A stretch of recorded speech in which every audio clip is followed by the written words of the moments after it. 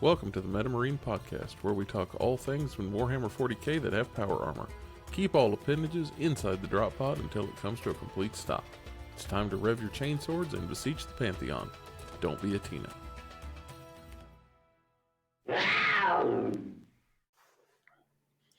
Hey everybody, welcome to another fine edition of the MetaMarine Podcast. I'm your host, Max Style, along with Thomas Bird and Nick Fuller.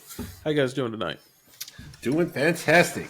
1 week left until our big tournament, ATC. I'm excited. It's been a long build up for this thing, so I'm ready to kick this thing off. Yep, finishing up some last minute hobby stuff and get some paint on some models, but it should be pretty fun. Yeah, I'm really looking forward to it. If I haven't been at work and I haven't been making food for people or, actively changing diapers, I have been painting. And I'm kind of tired of it. Both changing diapers and painting. I'll be honest. It's as good as it's going to get. I'm pretty much. Oh yeah, no. Did you call it done now? Are they done? No. I just called it. Yeah. It is tournament ready. It is good enough to not lose 10 points. How about that? Well, sometimes that's all you got, right? So we'll make it work. It is a brand new list, so we can make some exceptions. The hot lizard drop. We get to see it in action. It was a lot. It was a lot. So I learned some interesting stuff this week. Maybe not learned, but had reinforced some interesting things. And it's going to come out of left field a little bit. Chaos Space Marines. They may not be as dead as you think, and they may have to just be a little bit different. I watched some play with some Chaos Terminators that really kind of made me stop and think, that's not terrible. And it was with Tzeentch Terminators. Chaos Terminators. What? We're going back in time here? Tell me how this could possibly be good. I know. So what do they have left to them? I mean, with the changes that came in the data slate, but possessed, that's not fast enough. But Chaos Terminators still shoot pretty hard. They still, if you do a pact, give you full rerolls to hit, which lets you... Hold 1 second here. Did you just say possess aren't fast enough? Don't you get advance and charge with the right mark on freaking 9-inch move possess? They're just like these guys. Sure. They're just like run across the board and charge you. Then you've got to put a character with them to do that. Mm-hmm. They're going to want a rhino. No, possess. They don't need no rhino. They just. Oh no, I'm thinking chosen. Sorry. Yeah, possess. Yeah, right? I play a lot of Chaos Space Marines, obviously. do they need a character for that? They just have it, right? They just have Slaanesh, right? Don't they just get it from the mark? If you give him the master possession, he can give him a little bit of bonus, but not the point. Okay, the point was Terminate. Okay, yeah. It was Tzeentch Terminators who give lethals on 5s if they're Tzeentch, if they do a pact in shooting phase. Just this bolter shooting, right? Or are they maybe combis? It was just straight bolters, no combis, and they had a librarian with them. Or a sorcerer in Terminator, which increases the AP. Yep, I got of hit everything by that. that shoots at a single thing. It wasn't terrible. Also, rapid ingressing and just in the open and going, I'm here. I'm in between two units. What are you going to do about it? And using Gone to Ground to force yourself to have a 6-up invuln instead of a 4-up invuln, so that you fail some that you probably shouldn't fail. Because when you choose your saves, you can choose your save profile that you use, is the way it's phrased. So they would have a 2-up, a 4-up invuln, and a 6-up invuln. Right. And you can selectively go, I'll lose enough to lose a guy so that I can grow a guy back. And now I effectively have advance and charge, if you think about it. Huh. Just because I'm moving space 5, of the guy. I'm going to go 2 and 2. Well, that's a 4-inch advance at the end of the day. Okay, that's kind of tricky. It was enough that it made me stop and think, I wouldn't have thought about that. That's a decent enough play. I mean, yeah, because the ideal is you lose one guy, right? Well, yeah, or just okay, you can like pick and choose your saves. Be like, I'm gonna make this 106. It seems like, I mean, it's certainly a gimmick, right? Or like that's a strategy, I should say, a tactic. But like that investment that you just said is rapid ingress and go to ground. Like who has that 2 CP? Like you just kicking around for this like with go time charge. I think Abaddon's coming back. I think he has to. I don't think they have another choice, unfortunately, in that codex. I mean, And having extra CP from him's not that hard. he's a scary dude by himself too. It was an interesting play. Wouldn't have thought of that, and it was something that I learned this week. Huh. I mean, So I at the don't end of the know- day, too, it's 10 Terminators is still 10 Terminators. Like, So easy. yeah. It's like, of course, I'm playing Marines, and my army is specifically tooled up to kill individual big things, right? So the more points you invest in one unit, like Marines typically like that, right? Like, so they have a lot of things that can just focus fire. But I can certainly see like that giving pause to certain armies, like better get me. You got one turn to get me because next turn I'm getting to get you, right? They still punch just as hard. They still shoot just as hard as they ever have. I'm not going to say they're the end all be all of the shooting phase, but it's not nothing. And it kind of mitigates the whole stratagem, letting them not reroll hits and wounds, but now they still can. It was interesting. It was interesting. I mean, what is the state of chaos right now? Like, after the fix, as Kind it of all were. over the place. I mean, there's some play with or some lists that I saw online of like 4 rhinos full of legionaries. Just crazy That pants feels stuff. pretty desperate. Just crazy pants. We're going back to basics. We're going to learn to dribble the ball first. Listen here, okay, sticky objectives. We got this. I mean, it is what 80 points for a unit of legionaries, 85, and then 70 for a rhino. In that ballpark, I mean, you're in that unit for 160, 170 points. It's not nothing. the worst. Yeah, it's not not the terrible. worst. Like their fighting profile is they get a lot of attacks and they do pretty well. OC high, so they can do some stuff. It's respectable. It's in open field, pop the rhino, kill the guys. I mean, that's 40K 101. I'm not gonna say that's gonna win you. So you're going to want to kill a 7-0. transport first, is what you're saying. Yeah. I'm taking notes over here. I mean, you should be surprised, right? Like that, some armies that's hard, right? To do the 1-2 combo, like you may be able to kill the thing, but you can't get the guys in the same activation. Like Death Guard, right? That's how like the Jack in the Box game is of Death Guard and some sister builds. It's just like, well, I got all these guys and rhinos, like don't come over here, or there's death on the stick inside the rhinos. And Chaos can play it too, right? It just depends on. It's a little less if they go chosen now, like point wise, but it's interesting. Yeah, I'm wrapping up my season with Tyranids. Like, I don't like the transport, like how big transports have gotten in the game, because I'm going, I got nothing, man. I'm going to shoot you with an Exocrine? Okay, that didn't work.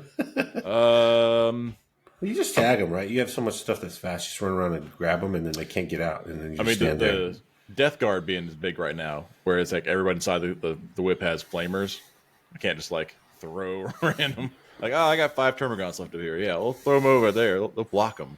It's just they pop around the corner and just get flamed.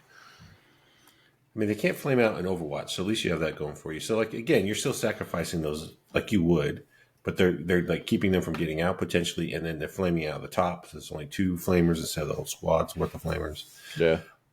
Or they have to risk falling back, right? So they can't shoot it with other trucks or tanks or guys, and they have to force to get out to charge, which is really all you're really wanting them to do is if they don't kill you all the way, they got to demech and get some guys to help out. So the problem I've been running into with Tyranids, though, is just like it's so sweaty every game. Just going, all right. The first 5 plans failed. What do we got left? It's like a spore mine in the backfield. All right. Check it out. I'm gonna charge that guy. I feel like you're on hard mode for sure. You're like having Yeah. to solve the Rubik's Cube every turn. So, Like I'm definitely looking forward to busting the power armor back out.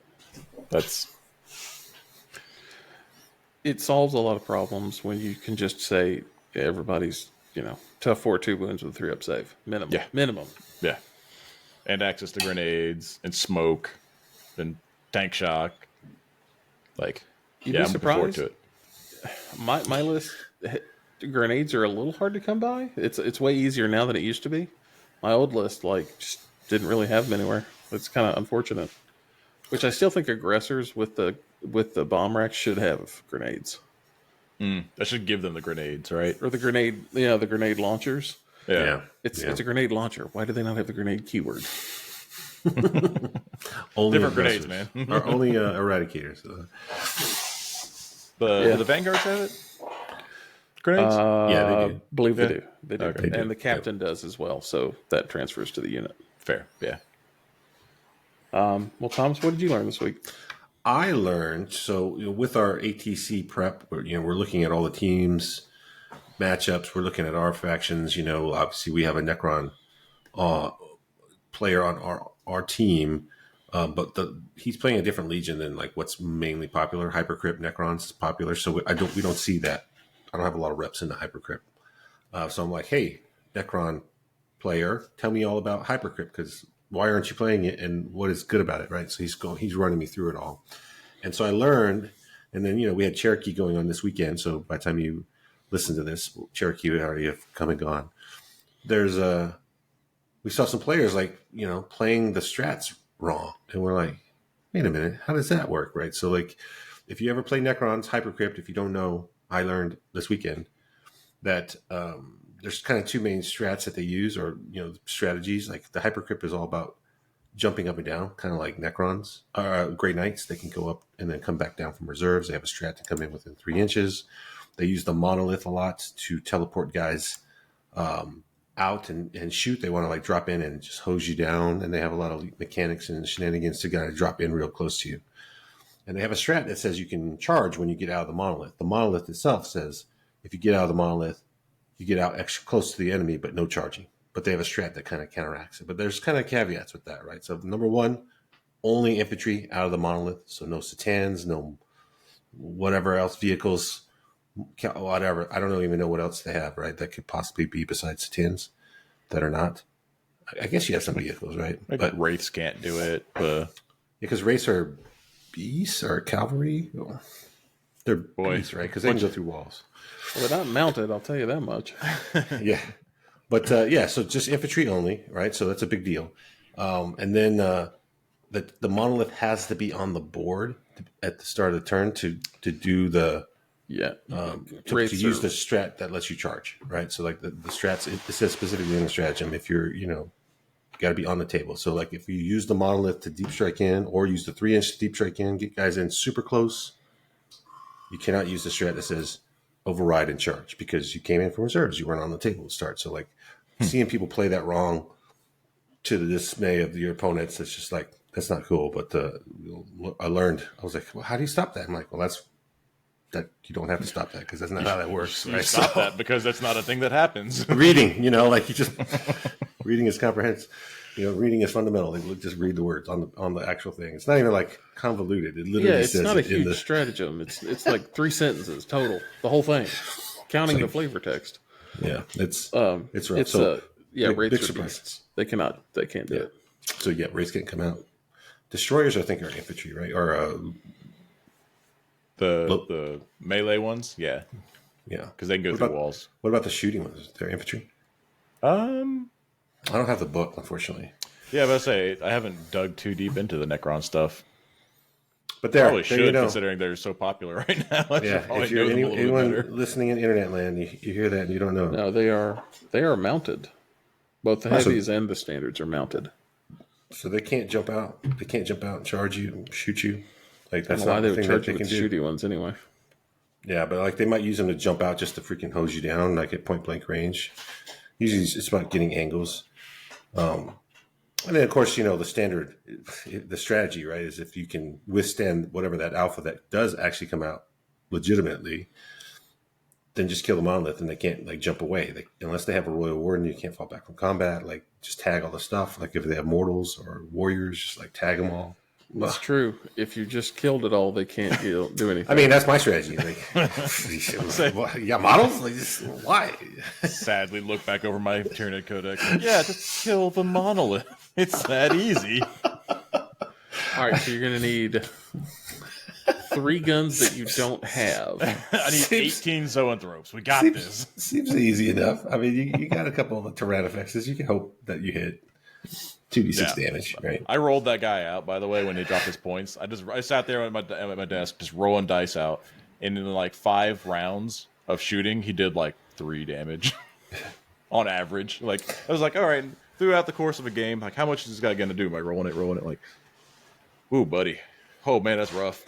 It's literally 2d6 damage, right? If you get 1 through the whole game, you got to roll better than 3. 7 is the average, right? Like you got to have 7. It's 2 shots. It hits on 3s. Usually, it's gonna wound on 2s or 3s. Right. But there's no rerolls. And just on average dice, you're gonna miss one, and then it's if you have a 4-up invul, you're like shooting into. The vehicle has a 5-up invul, something like that. It's just like you might squeak 1 through, and then they save it, or you get 2 through, they save 1, they take damage, they take 3 damage, or like 7 damage even. You're like, how many wounds does that guy have? 16. I scratch his paint real good. He's not having. He's calling his insurance company right now. Yeah, I mean, I think at that point you're all in for it, right? Like if you're gonna go for the trend effects, you have like 2 or 3 of those things. You're just like volleying the shots in, hoping they punish you. Yeah, but they're how many points? 190. So I spent 600 points. That's too much for 6 glass cannons. And the thing is, like, you spend that kind of points, you kid them all out, and then you run into somebody at a tournament that doesn't have any vehicles or doesn't have any like, big stuff, and you're like, I'm still pretty tough. You play Admech and they throw 1,000 Rangers at you, and you're like, you did it, buddy. You killed 30 of them. I mean, you just run up there and just like now it's the dreadnought that just stands on the objective with a 2-up save. You're like that's you make a little triangle with 3 of them on a point to where like no one else can get on it. It's like me and my Norn friends, Like, oh god, Norns are gonna give me a conniption. We went through so many variations with Nick trying to see if there's better versions of his list, different detachments. Is it swarms? Is it like lots of big bugs? And round, different unit combinations. How many games you figure you've played in the last? 2 months prepping here. In the last 2 months, probably close to like 30 games, give or take.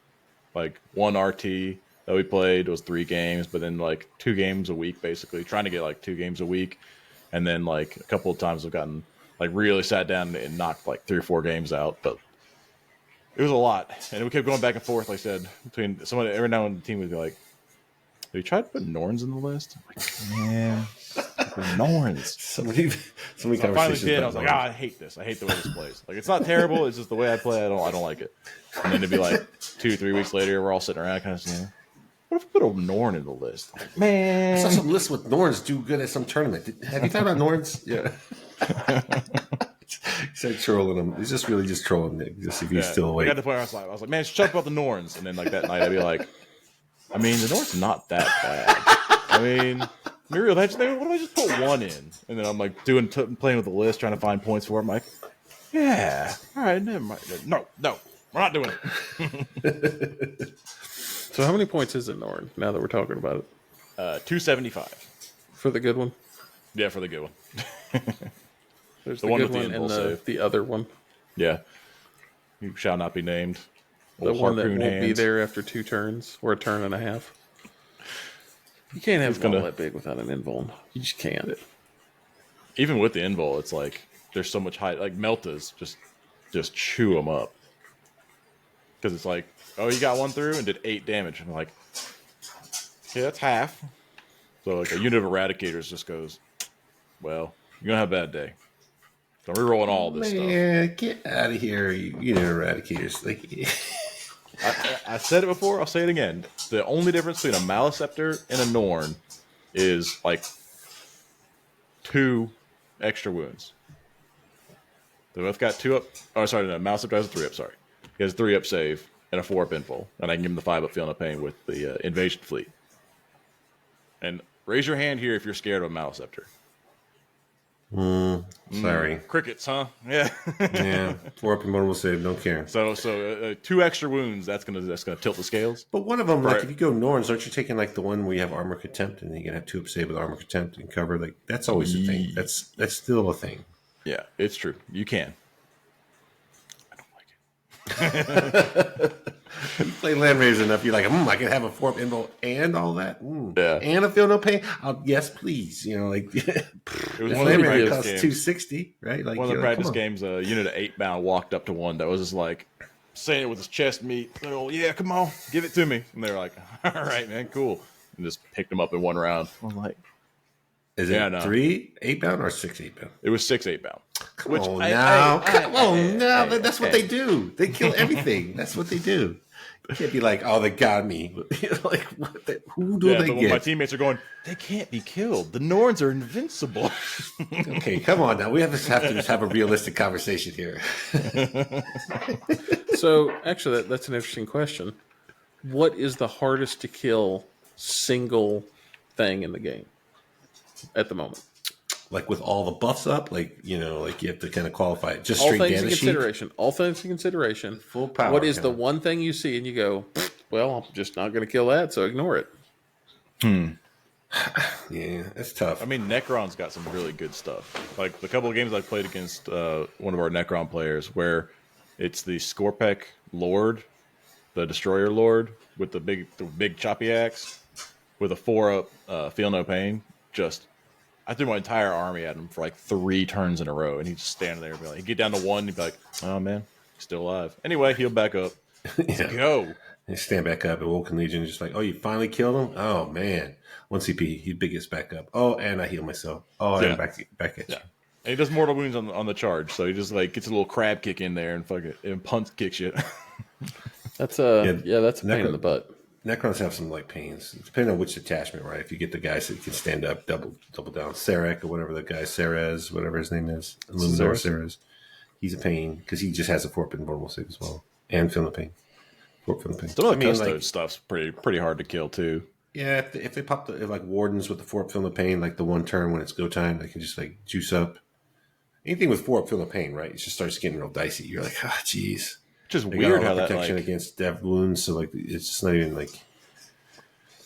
I can see custodes being a thing. Again, it's like different weapons make it easier or less or harder to kill, right? Like if you start talking about profiles, kill things, so it just goes back and forth. Like for me, like my marine list with the aggressors, which is all 1 damage. So if you start talking about Satans, people are like, "Oh, Satans are hard to kill." You're like 1 damage. I don't care about your half damage. You got feeling the pain, like. That just means you have X number more wounds in terms of the math. Can I do how many math wounds? So you're like, that's what it takes. So you just shoot it down, right? So like you go through that profile, unless you just have like something that just like negates AP or makes damage 0. Like there's things around there. So it just depends. Are you shooting with single big shots? Are you shooting with 100 million baby bullets that just wound? Like things that have like lethal hits.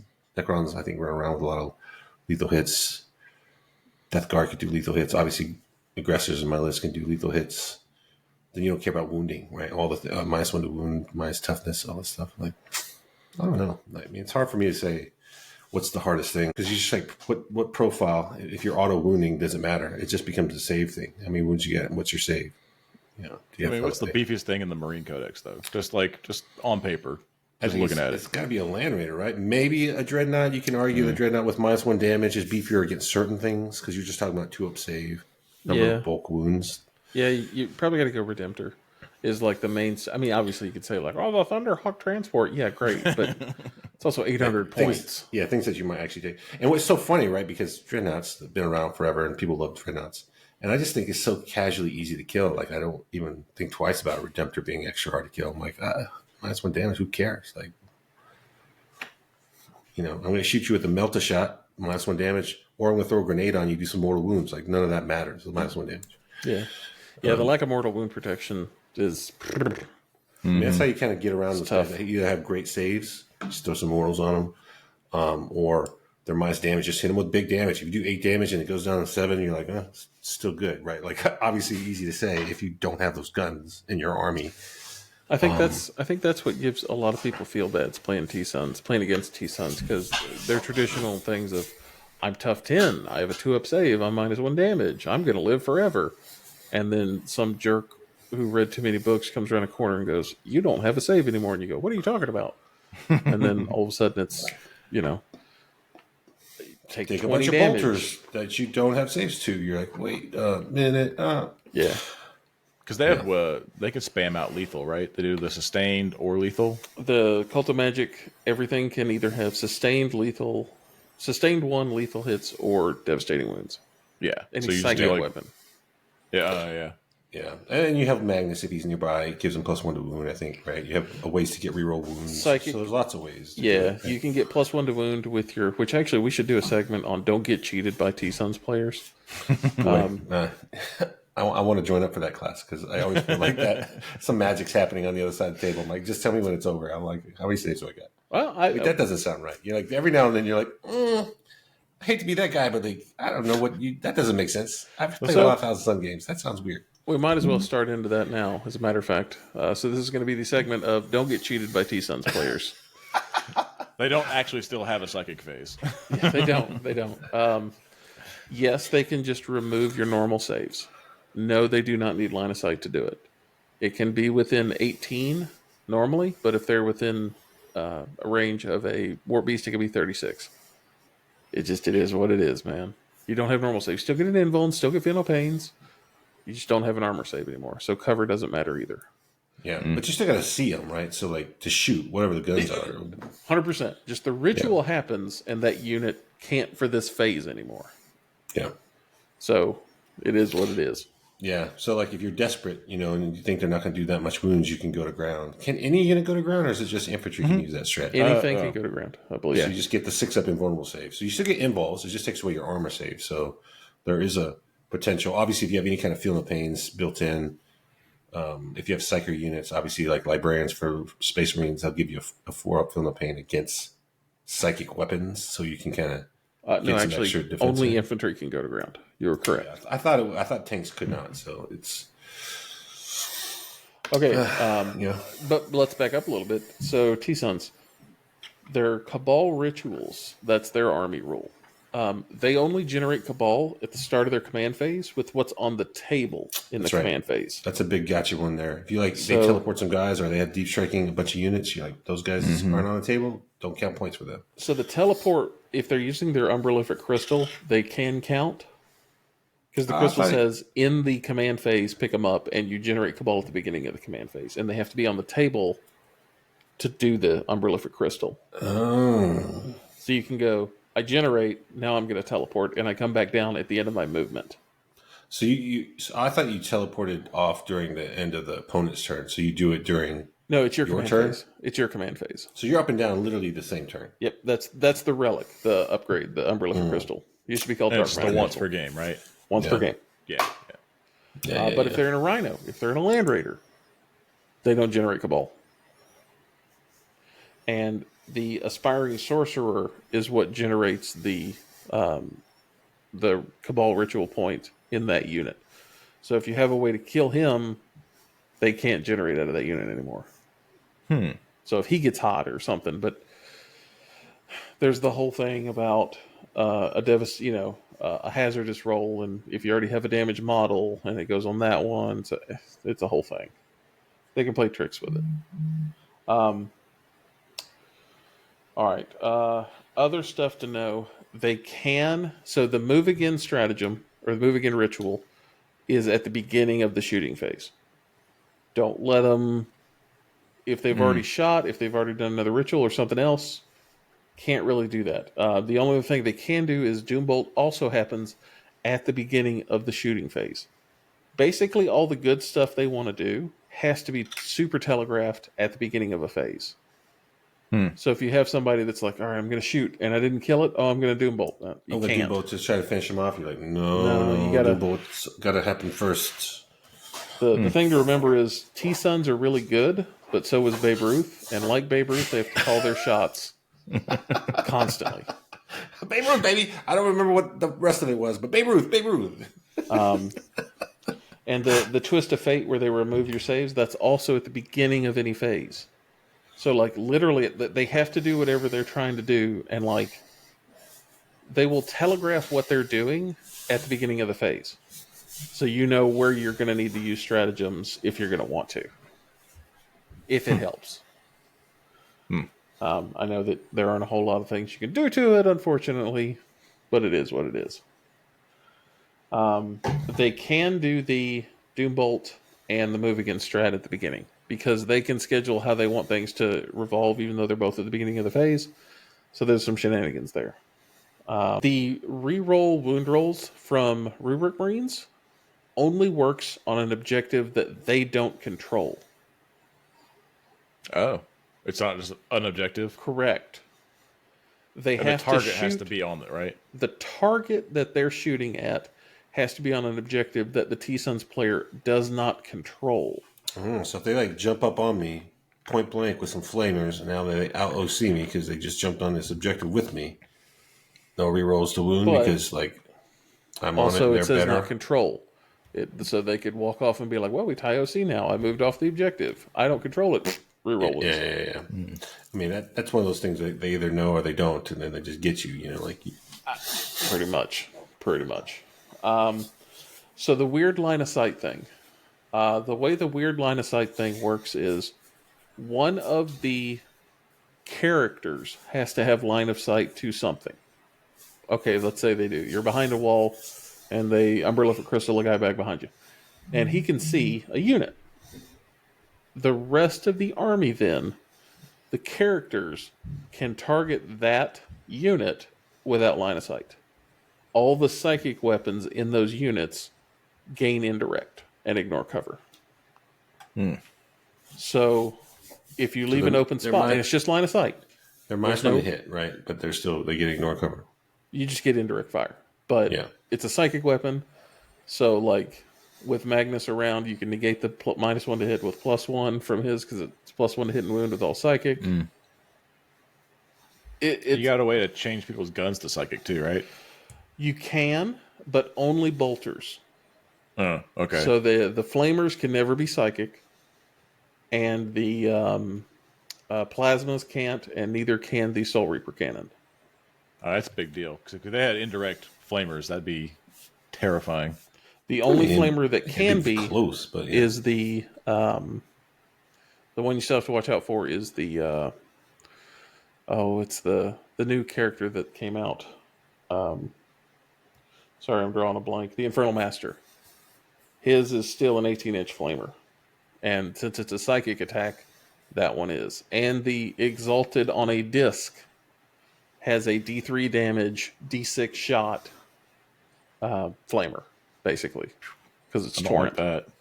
So like the strategy would be, some little exalted, whatever those little enlightened on a freaking the bow guys. the play that happens that you'll see in the wild is an Exalted on a disc. Because he moves 12, so he'll advance, and then he'll move again, and since he flies as an infantry, he'll just go straight through a wall, or go around something, or just go, hey, I see you. So now he sees you, everybody else sees you. What are you going to do about it? What's that? And then Magnus, well, you can't, because the move again happens in the shooting phase. Shoot face? Yeah. Dang it. So Magnus, he does his big psychic. Armin's you have to kind of watch out for Armin. I know that's like, water's wet and the sky's blue again, but he has a las cannon that has precision, is his psychic attack. It's a D6 damage precision attack. It doesn't come up often, but when it does, it's well, dang, I didn't think about that. And I assume it's psychic too, right?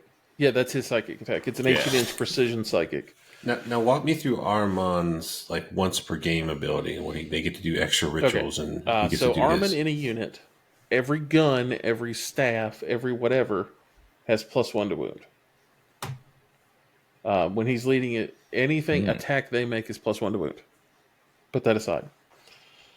Once a game, he can do a ritual for free, not in addition, just a ritual for free. So there's a upgrade that lets you do a ritual. A character can have an upgrade, a relic, that lets you do a second ritual in the same phase that has already been done. Not for free, just he can do a ritual again. Since Armin is a named character, he can't have that upgrade. So now let's say if someone ever tries to Doombolt you 3 times, can't do that. You can only do a ritual twice. Now, Armin can do one for free, and then you could do a pay for one. Sure, that's normal.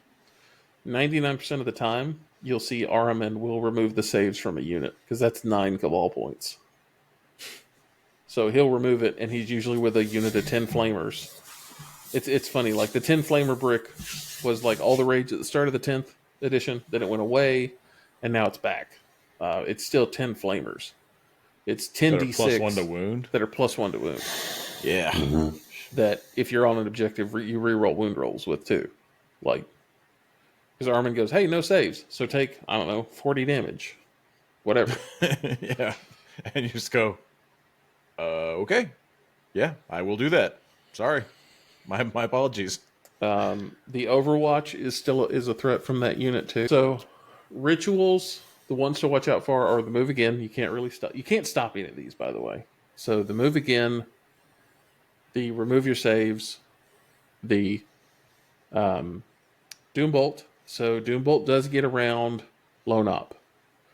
I know that people want to get huffy about it, but it's just the way it is.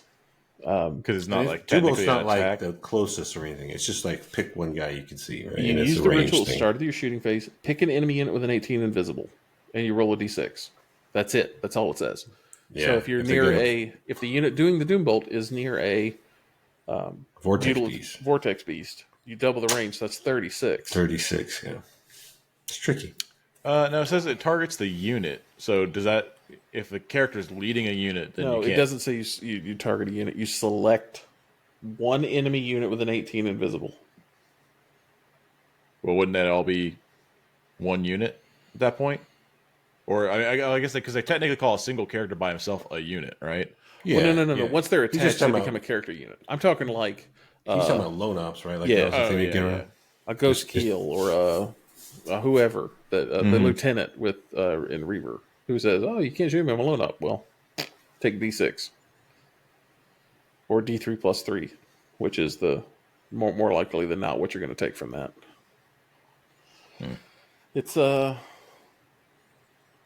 lot to Sneaky. think about, but if you can make your T-Sun's opponent think more, it's better for you.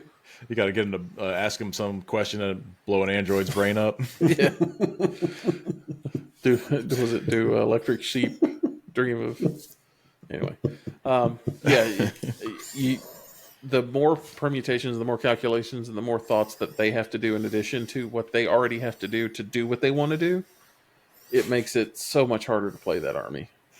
Especially if it's the third game of the day, and they've had 2 hard games already, and you've got a complicated list. It's playing T-Suns at a GT is a slog. It is not a fun way to spend a weekend in some ways. Yeah, I remember you'd always end the second day to the 1,000-yard stare. Yeah. Like, I need to go sit in a quiet room for a minute. Especially if you're playing something you've never played before. I've never played against that. What does it do? So you're thinking about that the whole time and what you have to do. And you've got to put a 6-piece Rubik's Cube together to just have a chance. Yeah, and you like I like the complicated armies too, like to pilot. Yeah, like a lot of moving pieces where if you juggle them all just right, it like hums like this glorious machine. That army is the epitome of that. I find fun in that, but it's also like you're one juggle away from it all falling apart and you just falling down. So that's how you like have the skill of and the joy of like I just did the thing that's difficult. But I think Nick, not you, Nick, but the Nanavati, like he commented one time we were playing, and he's like, "Thomas, you got to stop playing Warhammer on hard mode. You just better choices of your army or decisions. You're just making it too hard on yourself." And I'm like, well, that's half the fun, right? So it's over here. I don't want it to be too easy. Okay, I'm trying to give everybody else a chance. Well, I don't know. I lose plenty of games for my bad choices. I mean, T-Suns is if it's going well for them, they look invincible. But if it goes wrong in a hurry. Yeah. It's definitely one of those armies where you can get the feel bads real fast. If you're like getting abused by half these rules, you don't understand what's happening, and they're just taking away your saves and just like randomly pointing at guys. I'm loaded up. Like I don't care. Take a bunch of more. Oh, you're dead. Like easy. It can snowball on you for sure, and then all of a sudden they go, "Oh, I picked dev wounds this turn, or this this battle." Wait, what? That's a thing you could do, man. It's a tough one. So what I'm hearing is, in order to keep a Thousand Sun player honest, just keep asking them questions and like throw some real inane like stuff in there. What's the capital of Omaha? Yeah. What? What's your mother's maiden name? Last 4 digits of your social. No. The big thing to remember is they have to do everything that's interesting at the beginning of phases. Yeah. So if they've already moved on to shooting or whatever, breathe a sigh of relief because it means They're done doing all the things. Or They either can't be forgot, or doing they're more. not going to do that, or they're holding their cabal points for something else. Like you don't accrue cabal points between, so they don't like carry over. You don't get to invest them. You spend them, or they're gone. That's it. Yeah, yeah. At And the they end got- of the round or turn? At the beginning of your next command phase, they go away, and then you generate okay. a new batch at the beginning of your command phase. Yeah, and like the way they generate them, like it's per unit. And certain units give you more, like, and they have characters. Like they don't have a lot of units. So like Characters as you do start, all the generation. yeah, as all soon as of you it. start picking off some of the units, like the cabal points go down, right? So like, killing those little 5-man squads really hurts them, right? So like in the cabal point generation, so you start like having that, and they're like they don't want to get touched, right? Like you run up and punch them, like the armies that like fighting custodes, world eaters. Because they don't have any like fall back and do stuff. They Yeah, just they're have just like they're just squishy. So, like they're just Marines. With Doombolt can get them out of a jam in melee, and they can typically, like some of the psychic abilities have pistol that you would think have pistol, and yeah, it's kind of interesting in that regard. But Doombolt is their big get out of jail free card for being touched in melee, because they can then still move in the shooting phase, because Doombolt and that would happen at the beginning of the phase, so they can go Doombolt, Doombolt, move again, and it yeah. Just kill them. I mean, it's fine. I mean, if you just Kill the kill them, monolith, he says. Plan B. Just kill them all. if you teleport 2 monoliths on them, Get the Satan out 1-inch charge. Oh shoot! No, wait, can't. That doesn't work that way. Golly. Yeah, it's a T-Suns, I think, are what I'm going to be focusing on until I think the Chaos Space Marine Codex comes out. But it's an interesting army. It's a hard to play army, but it's very rewarding if you stick with it. Yeah, I mean, obviously, with the way the changes are, like the Thousand Suns got a new lease on life with some of the top predators kind of getting kicked down a little bit. So, yeah, it'll be good. You got to keep your eyes open. I think Cherokee, the top winner, is one of our local guys. He plays Thousand Suns, so he ended up winning the whole thing, I think. So, Yeah, kudos to him. Noah, congratulations. Good job. I'm really curious what's going to happen with Death Guard when they actually get a codex. Because like they're so powerful right now, and they're just on index. Like, ooh man, They're spicy. We have a lot of Death Guard players in our local area, so get a lot of reps into Death Guard. Know the nuances, a lot of the different kind of army choices you have to make, depending on which path you want. Do you want Morty? Do you want Plague Burst Crawlers? Do you want Rhino Spam? Do you like a lot of characters, or you like a lot of vehicles? yeah, but I mean, both Tyranids Terminators. and Space Marines took a bit of a hit between Index and Codex. Like, Yeah, the I was changes watching to data some. sheets. I was watching some video, and like there was like did Marines get hit too hard, or they're now crappy or whatever. So it's kind of interesting because I think my Marines still really strong. So, but you kind of like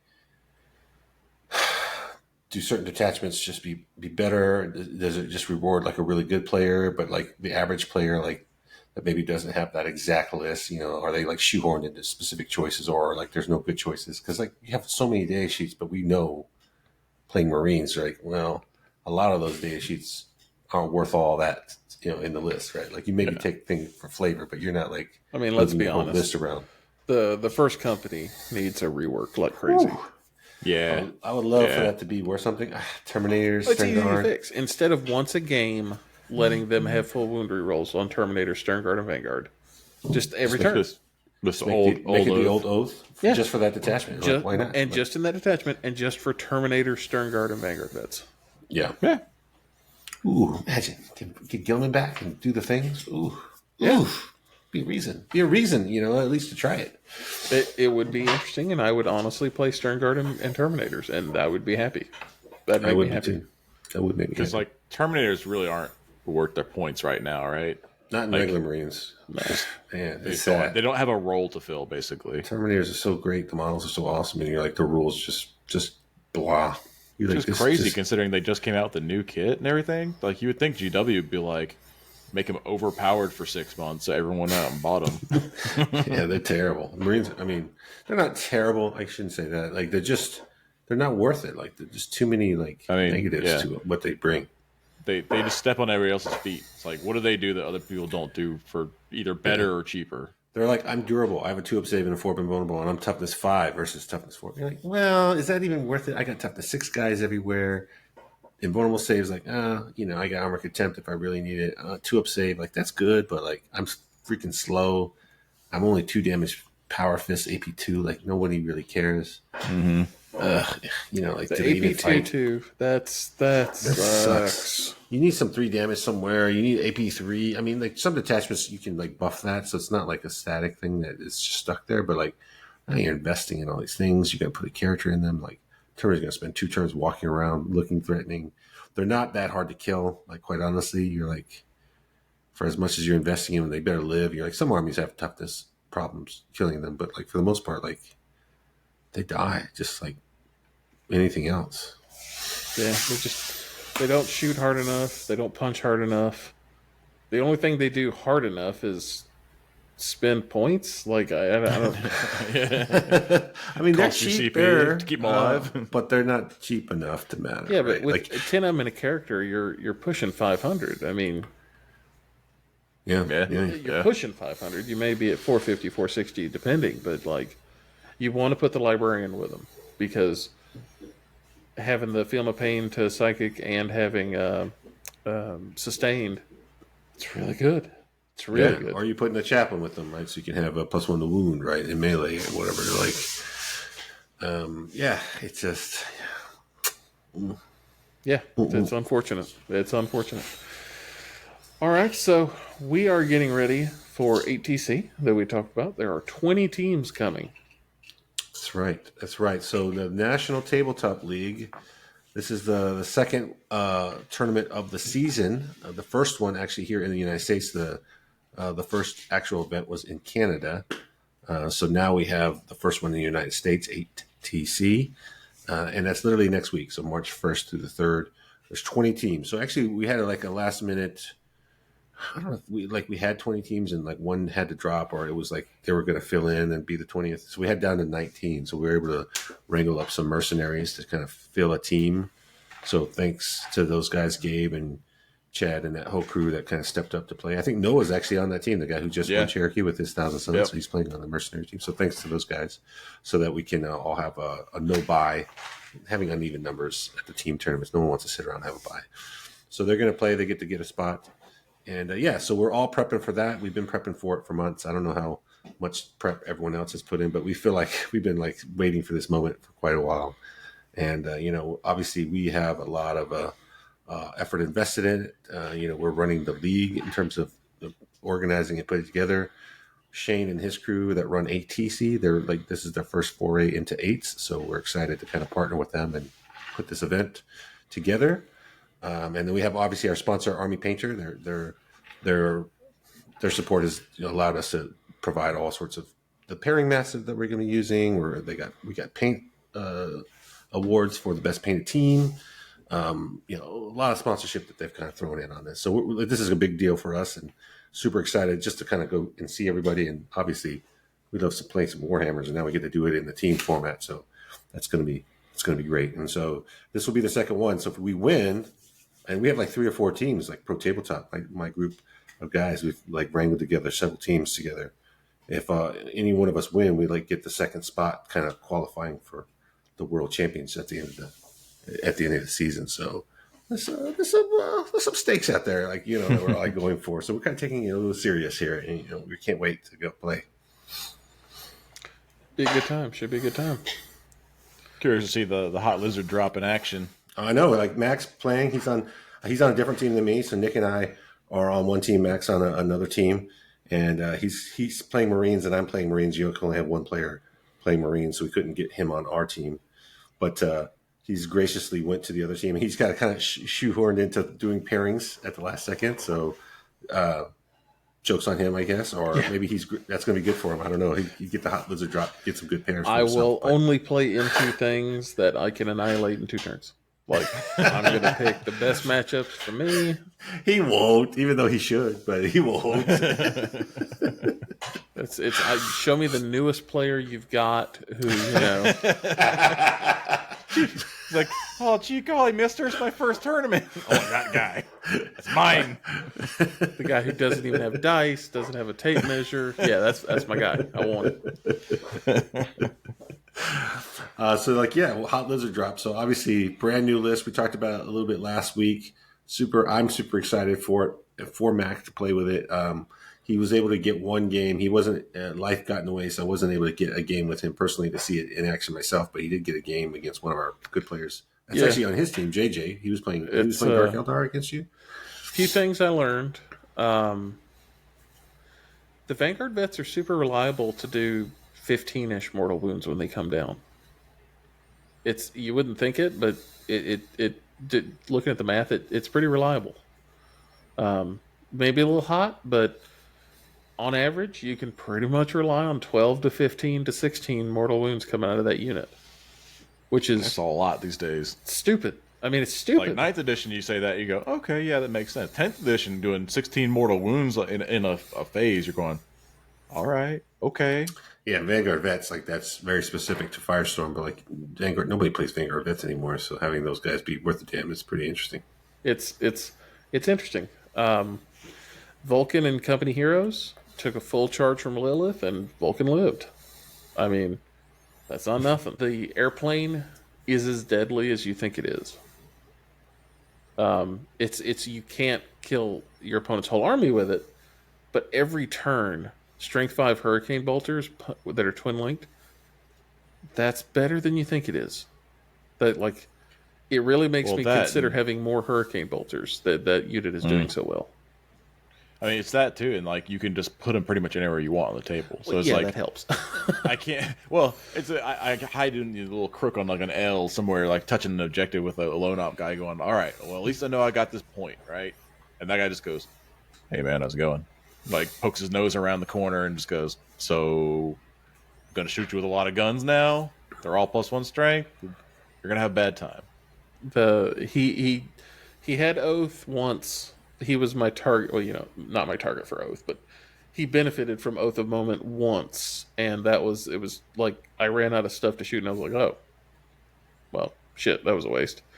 About halfway through his shooting, the weird profile of having a strength 10 going to strength 11 on their 3 damage missile shots, like a strength 11 shot, weirdly enough comes up almost every game, or weirdly comes up more than you think it would. Yeah, there's a lot of strength 10 things that you're like, yeah, I wound you on 3s now. You're like, oh no, that's only strength 10. You're like, well, strength 11 now. You're like, what? And the same routine of I had to answer, why is that strength 5? But why is that strength 7? Why is that? It's just like those armies that do that. Just fast salamander just posted to your forehead. Firestorm. Okay, Firestorm. Let's see what else. I missed not having infiltrators. I learned that lesson. Infiltrators are nice. Every time I question that 100 points, you're like, they're so great. Screening, like, oh, someone's going to try to rapidly ingress 3 inches on my freaking board edge to get my still capture enemy outpost. You're like, no. I felt it. The Inceptors, I like them, but I don't. But I do. But I don't. But I do. But I don't. But I do. And I have no idea. Have one unit now, right? I have one a big plasma unit to get the +1 to wound. It's and strength 9 when they shoot within 12. Like, it's good, but is it It's good just a little enough? Pricey. And it's not so much the price when you think about it. 260. It's not so much the points investment. It's they eat up my Oath a turn, because otherwise why are you dropping them? So that kind of shoehorns me there. And you have to think about constantly where they are, so your opponent's playing around it, which I guess is a good thing at the end of the day, because you're forcing your opponent to make decisions on what you're doing rather than what they want to do. So I don't know, I go back and forth on the Inceptors, but overall I still think it's 51-49 for sure. That I'm still pro. Is it better to take 2 units of 3 instead of 1 big unit of 6? Or I don't think so. 1 unit's all the way. I don't think so. I think for me it's better with the 1 big unit, because I want to protect the whole unit with the jump in strat, and I want to get the extra damage out of the whole unit. Yeah. That a unit Obviously, of 6 can you just threaten the one life. game. You don't have a lot of chances to do the strat, to test it out, right? Death Guard. The only thing I will say is I kind of wish I had more bullets playing against Dark Eldar. Like I kind of wish I had the Inceptors. I mean, the bolter. that might be an outlier too, because they have like 37 units on the table. Yeah. So it was just yeah, that. we Dark all want Eldar. bullets against them. Yeah, Dark Eldar. If you haven't played Dark Eldar the first time, it's like, boy, it's rough. I learned a You have lot. to really I was understand. like, oh, those guns are 24. No, they're 36. Oh, those are that. No, they're more than that. Like it just, there was a lot of like, I didn't expect that. All right. And it was a game where I was just throwing it against the wall and seeing what stuck for sure. But I kind of spread myself too thin. I tried to go after everything on the table my turn 2, and I killed 3/4 of what I wanted to kill, except for there were 2 Chronoses that were left on like 2 wounds and 3 wounds, and it was like I probably should have either focused or ignored the Chronos altogether and killed everything else. Mm-hmm. And that was, I think, what my lesson was. I have to, instead of thinking about everything dying, I have to really pinpoint and go, these are the top 3 things that need to die, not the top 6 that need to die this turn. Yeah. I mean, Dark Eldar, you really got to try to focus down the vehicles. That turns off a lot of their punching power because they have to get out of vehicles to do that lance. Mm-hmm. Yeah, when they're out on foot, like they're having a bad time. And then they're tough just little 3, chumps 1 wound. that get hit, right? So they die to the random stiff breeze. So like, but it is interesting. Dark Eldar are good. I don't think they're going to take the whole world by storm. They have a lot of holes in their list in terms of like what their bad matchups are. Sure. Obviously, we're focused on teams, so you can kind of pair around that a little bit. But and they're this giant glass cannon of it rewards a skilled player if you can manipulate all their tricks. But they're also like if you get caught with your pants down one time, like you could just go all the way. So you're still just a tough 3 dude. I mean, at the end of the day. It feels good. Like I was playing. I used to play Dark Eldar a lot, and I know JJ, one of our buddies, is playing them now, so he's super excited. So just watching him play, watching how the army moves and runs around and does its tricks, it feels like Dark Eldar should again, right? It's not like the full craziness, but they do have some melee, they do have some shooting. They're super fast. They're doing Eldar things for sure. I've played against, or I've watched the previous edition, like when 10th edition kind of started. I watched a couple of Dark Eldar games, and it was kind of meh. So poo-poo, right? It's like, I shoot you, and then I try to not die because I can't stand on the objective, right? You're like, oh. This version absolutely, like, even though I was playing against it, it felt better. It felt like a Dark Eldar army. The one game I played against it, it felt like I felt good about how much I was killing. I was like, man, I'm doing all right. I'm taking units. Here it is. I'm actually killing things. What? Yeah, and then it's like turn 4. I'm like, how do you still have more stuff left, man? And he's like, all right, so I'm going to charge you with these homunculus. I'm like, I thought I killed all of them. Nah, man, you killed the other 2 units. Like, okay, yeah, all right, sure. And then these witches are going to be like, where did they come from? Oh, they're hanging out in this transport over here. I was like, man, I swear I killed these guys all before. You do have a lot of stuff. It's and the names. Like, good God, the names. Like, this is the Rakavolian and the... Like, all the stuff had different names. Like, the unit leaders all had weird names, and the units themselves were names, and then the character had a name. Like, it was...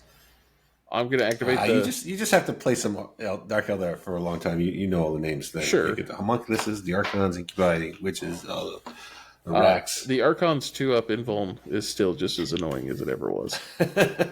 Sometimes the Shadowfield saves, and sometimes it just fails the very first one. Sure. Like No problem. Every Archon, every Dark Eldar player knows the trick, right? You're like, well, I either make the first one or I just die, right? Like it's right off the top. It's like Thomas is like, how many times am I going to draw a capture enemy outpost on turn 1?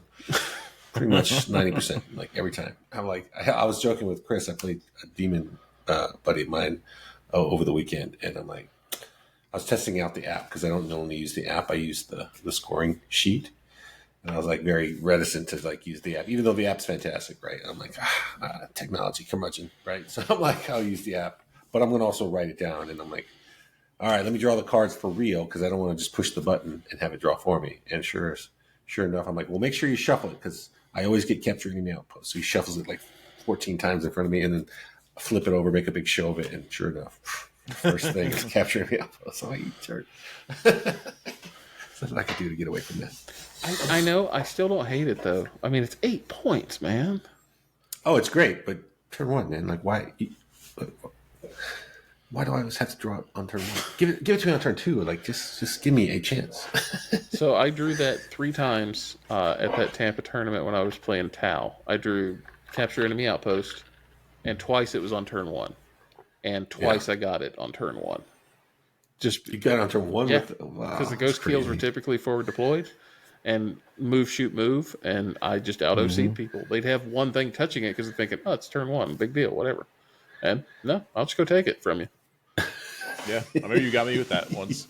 Right. All right, so I'm gonna get 8 points this turn. I'm like, what are you talking about? You can't get over here. I got like 3 guys over here on the point. You're like, all right, so move, shoot, move. I'm on the point. That's 8.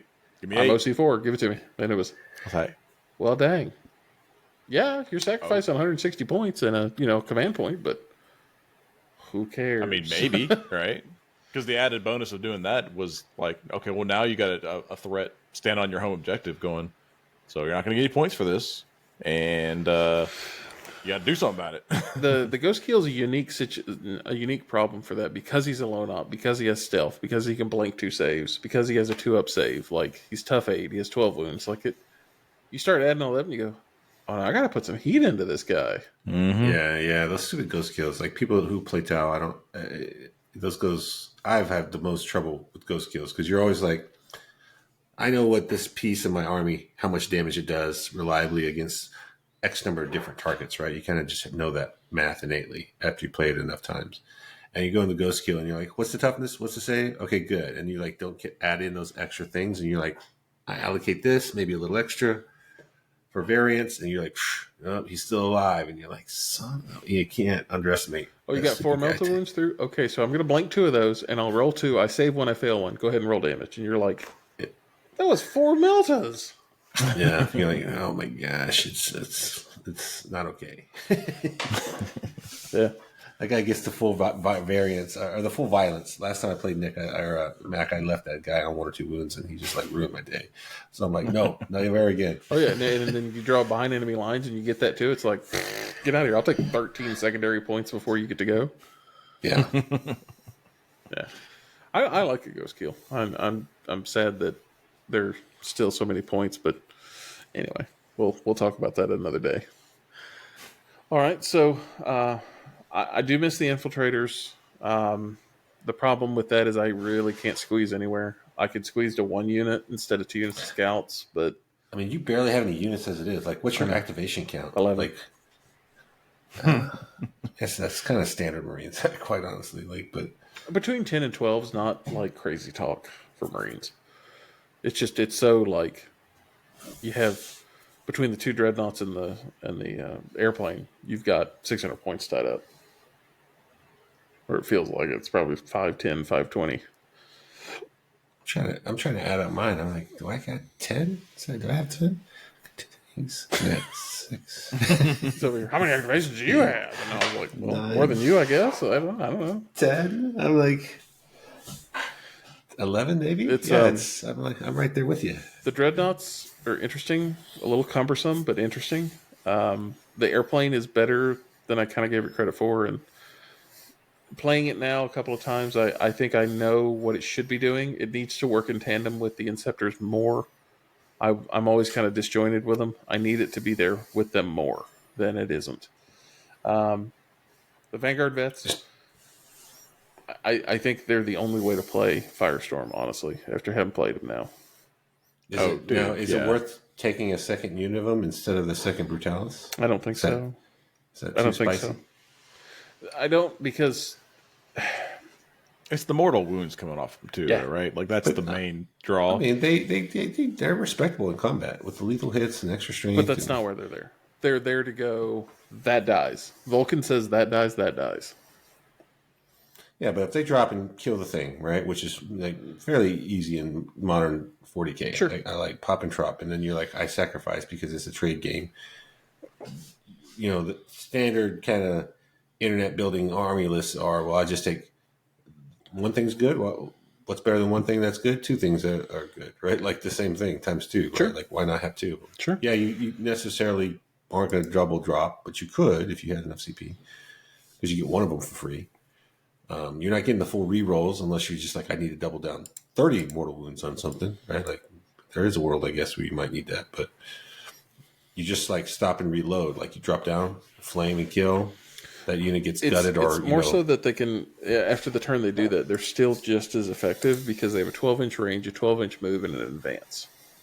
So a minimum of a 25-inch they're not threat dying range. after that. I feel like they just die. Like they have to die, right? You can't let them Oh, they run have around to. and do that. They have to. But that's So a if they- positive, if- though, because that distracts from everything else on the table. But you don't Weirdly have enough, that the many Land other- Raider gets ignored.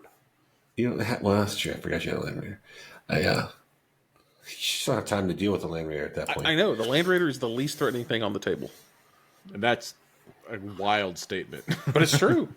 The Redeemer in the middle, literally in the middle of the table, is just like, hey, somebody play with me the whole game. But there's nobody in it, right? Like Vulcan's squad, but like he's jumped out at this point. Like, right? Yeah, Like he's no, actually in the plane. The Eradicators were in it.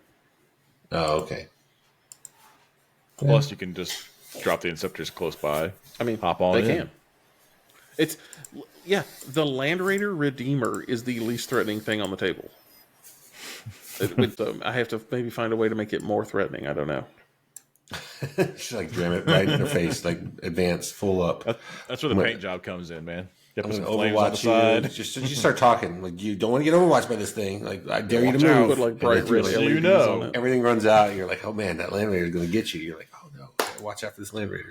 You're like, I'm excited to see. You know, you're going to have 5 tourney games, right? Where you're going to play them at ATC, so we'll get to see. Obviously, you'll get to do a little bit of the pairing. So Yeah.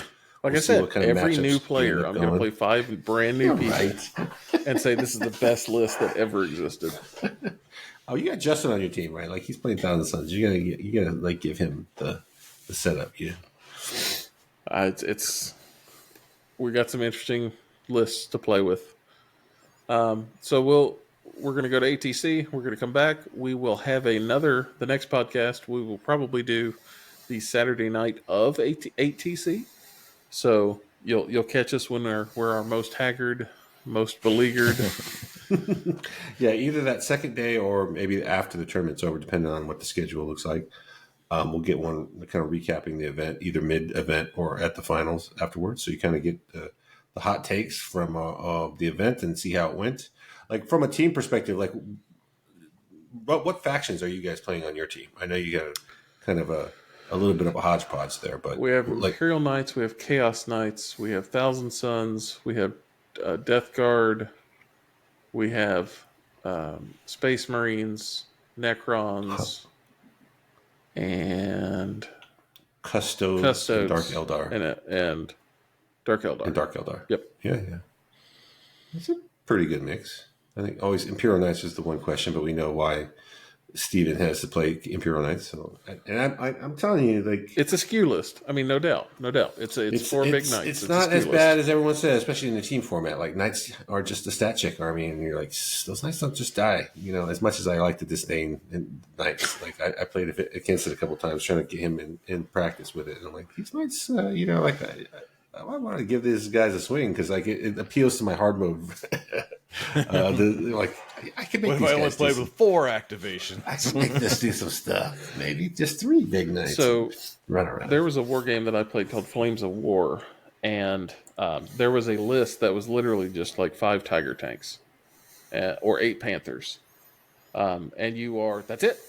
And you know you're playing against an entire company on the other side of infantry or mechanized infantry or whatever it was. So you have 5 dudes, 5 tanks. That's it. That game at the time, you could measure everything, and that was one of the few war games that let you pre-measure everything. 40K was still, guess range and all that jazz. The bad old days. Yeah. But I will say, I forced myself to play that list for about 4 tournaments, and I got way better at the game because my turns were so mechanically easy. It forced me to focus on what was going on in the game, and because they're all the same. All 5 of the tanks they had the same profiles. They did the same things. So it wasn't like I had, oh, this guy's got that gun and that guy's got that gun. It like literally homogenized my list, but it allowed me to focus on the game more than the mechanics of playing the list, which really taught me the game fast. And I did the same thing with Knights back in 8th edition when it started. I played, 4 big Knights, and that was it. Mm-hmm. And I felt like that really helped me out. Simplify my list and focus on the game and not the mechanics of, I got this aura and this aura and this aura, and I didn't have any of that. Yeah. So maybe there's something to These that. objectives and these units. What's the right priority? What is my opponent doing? Where do I need to move to? Yeah, those are important things, right? You can't take for granted, especially if you're a newer player and you're kind of trying to absorb all the things, right? As you play in a tournament, you can get overwhelmed with some of that stuff, and especially as the days and go on. If you play a long tournament, you start getting fatigued. It's easy to get, especially these old guys, right? The wheels don't turn quite as fast as they used to, so you're just like, oh man, got to work a little harder at this. It's also nice that you can ignore certain things, like you can ignore small arms fire. I don't care, man. Shoot the bolters, whatever. Yeah, yeah. Unless you have some like crazy half your melee. guns don't matter, right? Because I'm a big skew list. Like only tank guns matter. Like how many tank guns you got? Not that many. Turns out I'm going to be harder to kill. Yeah, I'm telling you, that's nice. So our team, so we have a lot of the same factions that you have, but I know some of our lists were quite different. So we have Necrons and Custodes. We were going to play Dark Eldar up until like the nth hour, and we ended up changing. So we got World Eaters instead. We thought that paired really well with Custodes, so we kind of have two fighting factions. Kind of like throw that pair sometimes that you don't want to take either one of those. I'm of course playing Space Marines, and we got Sisters. Brad's playing Sisters. We don't have Eldar, so like Brad's normally our Eldar guy, so he was really liking the Sisters. Eldar took a hit. They're still really good. I think they're less like automatic. Like, there's a lot of player skill that you can really kind of raise the bar with them. But we just didn't have a person that was like wanting to do that. So we don't have Eldar. So instead we took demons. So we got a big monster demon stat check list. Again, it's kind of a teams thing. We got Death Guard. Joe's playing Death Guard. And then what does that leave? Tyranids. Nick, you're right here. Literally, say something. Nick's playing Nids. So yeah, that's our factions. I think I got all 8 there. No Tau, no Orcs. So there's a lot of Orcs and a lot of Tau. We had some guys that played Grey Knights, so we ended up pulling them off Grey Knights. A lot of good stuff. Like it's interesting to go through that kind of process and figure out what armies we want to play. There was a lot of faction hopping. A lot of weeks where we were like, I'm playing this army, and like totally next week, a whole different army. It wasn't even like I changed the list. It's like I changed factions. I'm now Custodes instead of freaking World Eaters. And I'll play World Eaters instead of Dark Eldar. And you're like, I'm playing Sisters instead of Eldar. You're like, what is happening? I'm playing Marines. You can figure it all out over there. Yeah. Luckily, we have lots of armies. So like there's a lot of Borrowhammer going on. There's a lot of practice with armies that aren't making our main kind of faction armies. So that kind of gets you. It's interesting because it gets you well versed against a lot of different factions where you just kind of maybe used to playing the same armies over and over again, and you don't get that visibility to see the different armies. So we have a lot of that practice. So it's been good. I'm excited. We put a lot of games in the last few months getting ready for this.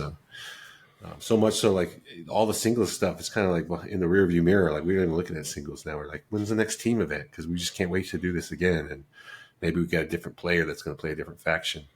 Because we have a bunch of players in our area that want to play on the teams, and not everyone can go to every single event. So it's exciting. So yeah, awesome. ATC, we're gonna have that. We're gonna talk about it next time. Anything else that we wanted to cover for this episode?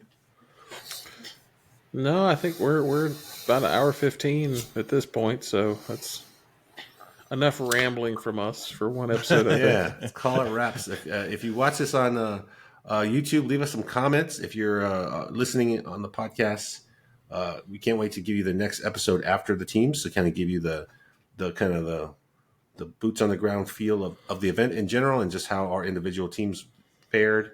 Hopefully one of us walks out of there with the trophy and a spot in the finals. So we'll be working hard at that. And then, can't wait for the next one, guys.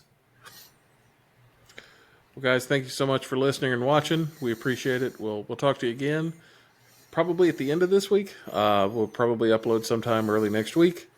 As you're listening to this, it's late February already. It'll be March soon. So please paint your models, get out, play some games, have some fun, play Marines. Thanks, guys. Bye. Bye.